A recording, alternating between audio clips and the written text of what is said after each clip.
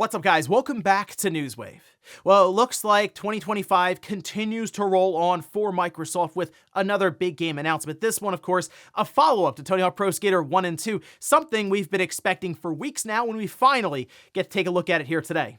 Also, we may have another Game of the Year nominee on our hands, with now the highest rated Game of the Year coming this week from Hazelight, showing they can't seem to miss. And we have more fallout from Sony when it comes to some of the live service cancellations and issues with things like Concord, as layoffs are once again hitting, and leaves a lot of questions right now around Sony and their plans going forward. So if you guys enjoy these videos, make sure you hit that like button, helps out a ton. And if new here to the Spawn Wave channel, make sure you subscribe down below. And of course, members for the channel do get Newswave early. If you would like to learn more about that, click the join button or the link in the description down below. And we're gonna start today with Xbox Game Pass titles for the month of March, as we have some titles going in, but then also a bunch of titles leaving halfway through March, which we'll get to as well. Let's take a look though. This is over on news.xbox.com. Starting at the top with games that are currently available right now, we have Monster Train, that's apparently returning to Game Pass. That's cloud, console, and PC.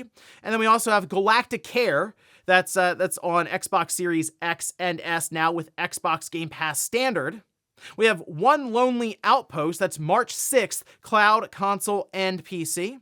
Moving up to March 11th, we have Enter the Gungeon, that's cloud, console, and PC. March 13th, Mullet Magic. I checked out some of the gameplay. This looks absolutely ridiculous. It's like this classic anime aesthetic, first-person shooter, melee style. It looks off-the-wall ridiculous, I guess kind of like heavy metal almost a bit too, but March 13th on that one. Then we have 33 Immortals on March 18th, cloud, PC, and Xbox Series X and S. That's going in game preview.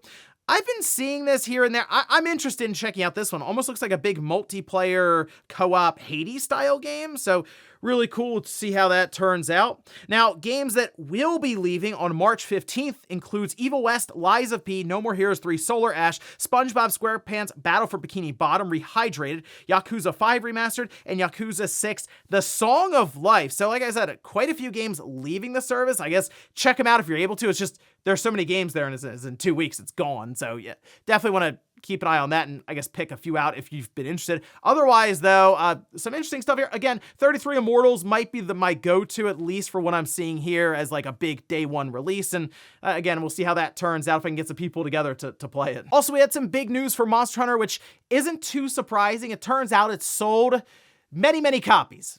Shocking, I know, but now we do have a number to go on. We can see this posted up. This is over on their official account. Hunters, thank you so much for 8 million copies sold for Monster Hunter Wilds in just 3 days since launch. That is, yeah, that's absolutely incredible. I think that's the fastest we've seen in terms of the franchise with sales.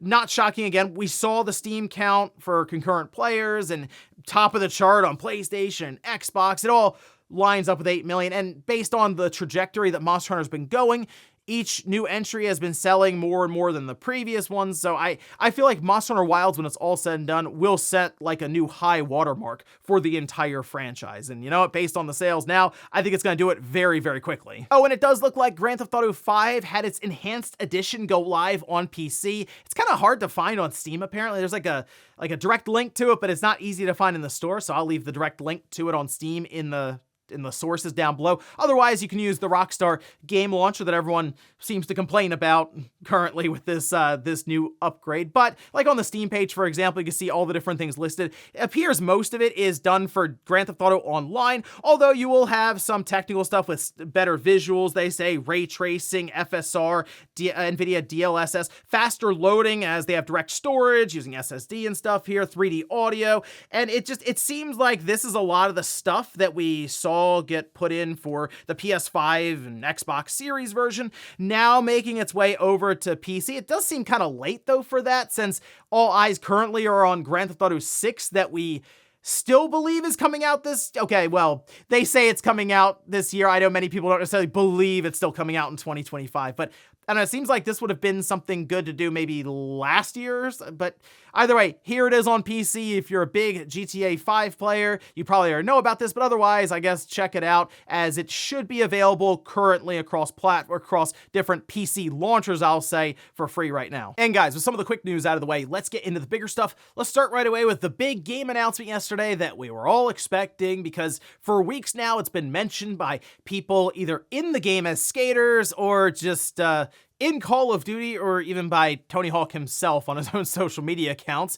Well, we can see this trailer. Tony Hawk Pro Skater 3+4 has officially been announced. It's coming to all platforms, PlayStation 4, 5, Xbox Series, Xbox One, Switch, and PC. It's releasing July 11th at the starting retail price of $49.99. I say starting, we'll get to some of the other additions here in a bit. And as the title says, yeah, it's a combination of 3 and 4. Go figure. The follow-up here, of course, from 1 and 2. They do mention same controls as 1 and 2, same feeling. So if you've been playing 1 and 2 recently, you're gonna roll right into 3 and 4, no problem. If you have not played 1 and 2, now is a great time to pick it up. It's an awesome game to play through. I'm surprised they didn't mention it going into Game Pass. It seems like a perfect time to do so. Maybe they're waiting until they get closer to 3 and 4 to do that.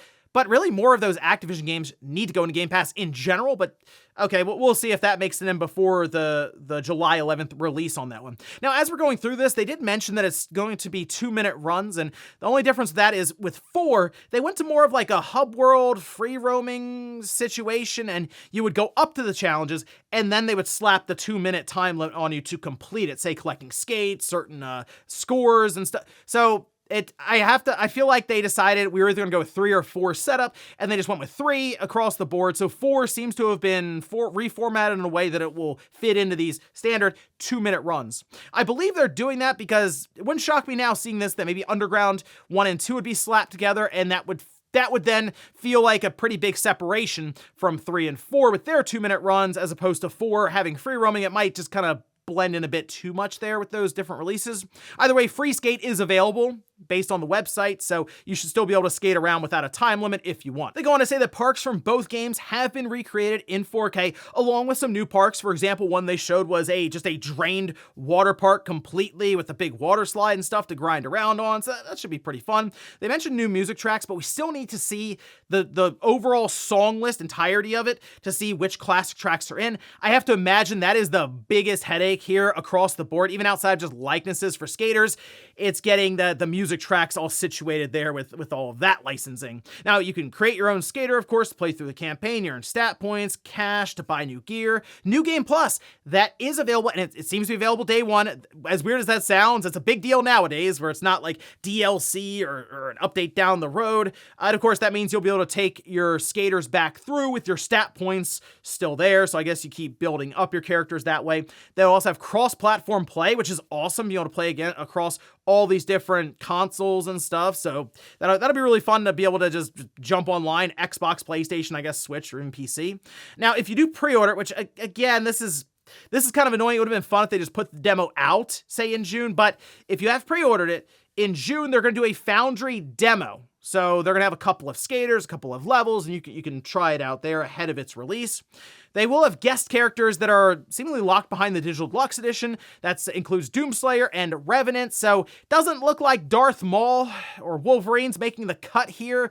I assume that Marvel, or that Marvel and the Disney and Star Wars check would have been quite high, so they're opting out of that. And hey, using Doomslayer, which Doomslayer I believe is in the PC version of Tony Hawk back in the day. I think Tony Pro Skater 3, the PC version, Doomslayer was in there. Anyway, the collector's edition also comes with a Birdhouse skate deck, and they do have 3-day early access for either of those, Digital Deluxe or like the big Birdhouse skate deck edition. Now, the base version of it will be going into Game Pass, so you might have that situation of you pay a bit more and you get an upgrade from there to get in earlier or what have you. Otherwise, though, sit tight, July 11th, it'll drop into the service and you can play it day one. But everything they've shown here, it looks like what I expected, but it also does look like it's built out quite a bit more than 1 and 2. And I think it's going to be awesome just to see the continuation of this series, because yes, Underground 1 and 2 should be next. But I almost wonder if we're building up to a point where we just get a brand new Tony Hawk Pro Skater 6 and they attempt it again, because 5 was just awful. It was really bad. So maybe they take another shot at it, because it seems like Microsoft, Phil Spencer's mentioned it before, they would like to see this franchise become much more prominent. 1 and 2 showed that there is still an appetite for these like arcade skateboarding games, even alongside of Skate trying to take the more simulation kind of route, or even like Skater XL or Session. So it seems like the door is completely open for this, and I think 3 and 4 will probably sell better than 1 and 2. So it's going to be a lot of fun to see how this one turns out. Looking forward to checking it out in July, and yeah, I'll probably figure out a way to play the demo as well, and maybe we'll do it here on the channel and check it out. Next up, let's talk about Split Fiction, which is out tomorrow on March 6th, and this has immediately garnered a ton of like high scores and Game of the Year talks already. And I know it's earlier in the year, but we already do have 2 90 rated games now with Monster Hunter Wilds and Split Fiction, which, I mean, this came out in the span of a week now. So we're getting hit with some pretty awesome releases right away. And let's take a look this over on Metacritic, with it currently sitting at a 91. Now, that's on 79 critic reviews, and I believe the console or the platform that was reviewed the most on was indeed PS5. And actually, that's up to 84 critic reviews now on PS5, 23 reviews on PC, and 11 on Xbox. But the PS5 has a 91. The other two, though, have a 92. So this is impressive stuff from Hazelight. And from what I've seen, as there are many people who did get a chance to play this for a review period, just on, for example, social media and stuff, people I'd follow, say this is some of the most creative gameplay they've ever seen. And a lot of that, I think, does have to do with the co-op aspect, sure, but you can just kind of tell it had a much bigger budget, much higher production value than It Takes Two. And It Takes Two won Game of the Year, years ago. So it's a hard thing to follow up when that happens. And some people look at that and say, oh, it was a weaker year. Still, you win Game of the Year as like that AA style game. That's a big deal. So for Hazelight to then go, okay, we're still going to stick with that co-op setup, which I do like that they're still doing that. I know some people go, yeah, but I got to find someone to play with. Well, Joseph Ferris has you covered. He kind of leaned into that a bit with a trailer they put out where he's like shipping people off that look like the Geek Squad IT people, like shipping them off, and they pop out of the box like, hey, I'm your friend and I'll play this game with you. And they sit down on the couch. So that's kind of tongue in cheek. They say don't put people in boxes like that, a little disclaimer at the bottom. So I thought that was just like a fun thing to do and kind of lean into the humor and the critique around needing someone else to play the game completely. But it is that unique aspect where the game is just catered, for better or worse, to having someone else to play through it with, couch co-op or not, because keep in mind, if you don't have someone around you can play with them online co-op. And if they're not even on the same system as you get a friend pass that works cross-platform. So I guess Xbox or PC or PlayStation, you can have a friend pass for them. They can get the game and start playing through it with you together. So they're very pro-consumer about a lot of this as well. But still, I'm very interested in this game. I think I was talking to Ryan. We're going to be playing through it, and I'm curious to see what this is all about here and have my mind blown with kind of the co-op aspect to this and just some interesting ideas jumping between sci-fi and fantasy worlds, seemingly on the fly, and I'm sure having all kinds of mechanics introduced to lean into that as well. But Split Fiction, highest rated game of the year, at least so far, and something tells me 2025, I think when it's all said and done, we get to the end, they're going to look back on it as a really good year in gaming, just at least the way it's getting started now in the first couple of months. Next up, let's actually go into a bit of a tonal shift here from awesome games coming out and 90 plus rating and great time for game releases in 2025 to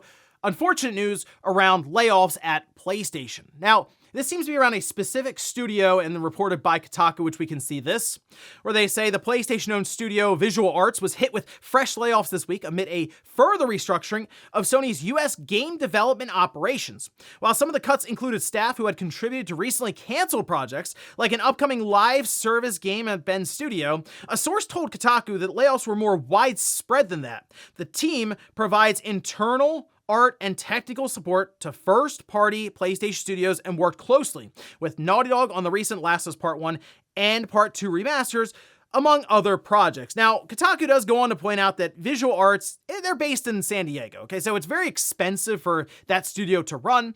And Herman Holst has also mentioned in the past that they may look towards more outsourcing if necessary when it comes to evaluating overall costs for the company with game development, okay? So, yeah, when you see Bend Studio cancels their project, which is a live service game that looked to be like a military, almost Division-like shooter, and they have to reset.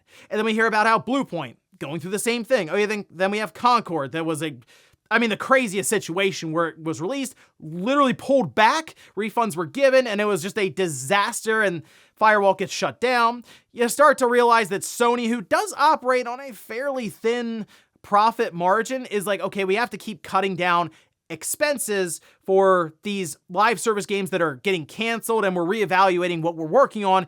And yeah, Visual Arts, a support studio, is maybe one to get cut back a bit, as though they don't really have much for them to support on at that time, at least until like the pre-production phase of some of these studios is complete and they're ready to go more full production. And for like Bluepoint and Bend, it could be like a year or two at this time. And just the overall direction of Sony does seem to have, it feels like it's shifted a bit. I still think they're going to be trying live service, but I also wonder if they go, okay, hasn't worked out great for us. It takes a while to make these games. They're very expensive. Let's go back to some of the stuff we know when it comes to these single-player kind of experiences and have Bungie come up with something like this Gummy Bears thing or Marathon, and we'll see what, of course, Guerrilla can do with a new Horizon multiplayer game, because there's gotta be another Horizon game out there somewhere, of course. So I kind of think they're thinning it down a bit, I'll say, when it comes to live service aspirations, and maybe shifting back over to more of the single player narrative driven stuff.